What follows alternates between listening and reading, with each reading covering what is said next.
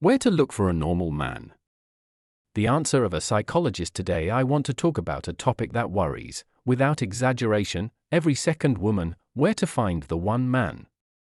I often come to consultations with this question, and I see the same mistake. Women start looking outside, without understanding what is inside. You can come up with any reason to meet a man. You do not need to take care of him.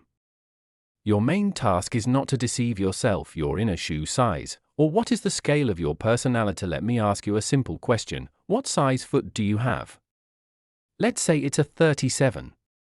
When you go out to buy a new pair of shoes, do you try on a size 42? No, of course not. You know exactly what you need. This simple example tells us about a very important thing. A woman who is in touch with herself, with her true self, always has an internal scale of her personality.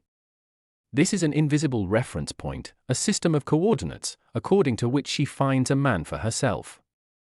She knows her values, beliefs, and views on life, family, sex, finances, and everyday life. She has a clear understanding of what is and what is not acceptable in a relationship. And what happens when there is no contact with yourself? The search turns into an endless race after a ghost. I had a friend who was looking for an apartment in St. Petersburg with 48 requirements. He was looking for it for years. Will the list of requirements for a man lead to the same result? No, if these requirements are not a neurotic attempt to protect yourself from the world. For example, an avoidant personality type may unconsciously create a list that no man in human history has met. It's important to understand that if your list is unrealistic, you will never be happy. There is no man in the world who can fulfill all of a woman's needs. Before moving on to the active phase of dating, build an honest portrait of your future partner. If you meet someone who doesn't meet your expectations, don't try to change them. Even if they try to adapt during the infatuation stage, it's just an attempt to impress, not a reflection of their true self. Dating sites, a dopamine trap or a real opportunity? Let's be honest, dating sites are a great way to save time in today's world. However, there are several traps that women should be aware of. Trap number 1, geographical incompatibility. Women start dating men all over the world and get stuck in a 1.5 year long correspondence. She's already mentally married him, raised their children, and bought sneakers for her youngest son's gym class, but they haven't even met in person.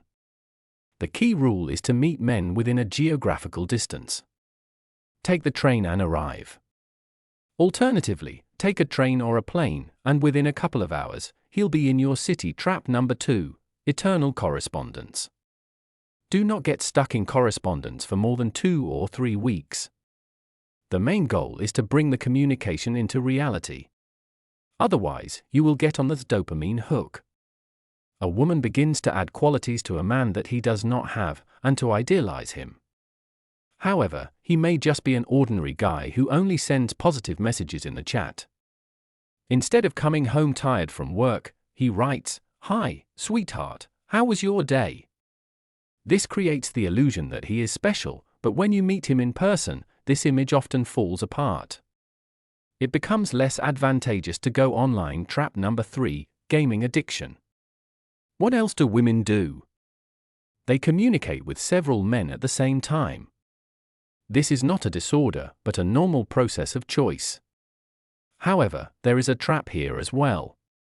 If a woman is deprived of attention in real life, but receives messages from 5 men every day on the internet, with some sending virtual flowers and others ordering rolls, it can lead to addiction. Wow! I am a queen! Once again, the only solution is to quickly transition to real-life interactions. Bars, clubs, work. Look at the person, not the place. Mark, what about bars or nightclubs, you might ask? I know a couple who met in a strip club. They now have 2 children and are a wonderful family. However, this is an exception that proves the rule. Most men visit these establishments for the least amount of effort. It's easier to charm a woman who is intoxicated. This is a dangerous area. Don't be afraid to meet people in such places, but be cautious and vigilant. Here's a reverse story. One of my clients met a guy at karaoke. He was courting her, but he was constantly on the road, celebrating the birthdays of his friends, their wives, and their children. She concluded, he's a party animal, a drunkard, and a partygoer. I won't be involved with him without an explanation. I suggested she ask him directly, I'm concerned about your constant involvement in parties. What is it about? He replied, I don't drink at all. It just so happens that all my loved ones have holidays this month. They are a family now. Imagine if she hadn't asked, but had just left, believing her own assumptions. That's why it's so important to be open about your concerns, based on your own values. As for work, that's also an option. In a corporate environment, people can see each other without pretense, whether they're under stress, experiencing joy, or tackling complex challenges.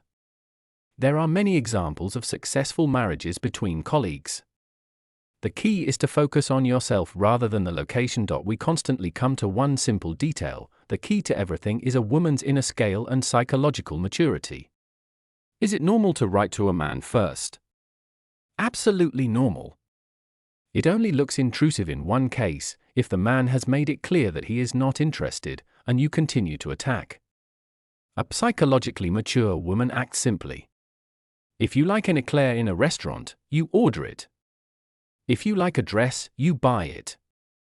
If you like a man, what's stopping you from saying hi? My name is Moshe, you have a very kind smile, let's get to know each other. You can come up with any excuse to meet a man, and last but not least, if you are constantly being attached to the wrong men, womanizers, gigolos, abusers, the question is not where to look, but in you. Everything that is in me is also outside. A psychologically immature woman, with her internal request, attracts immature men.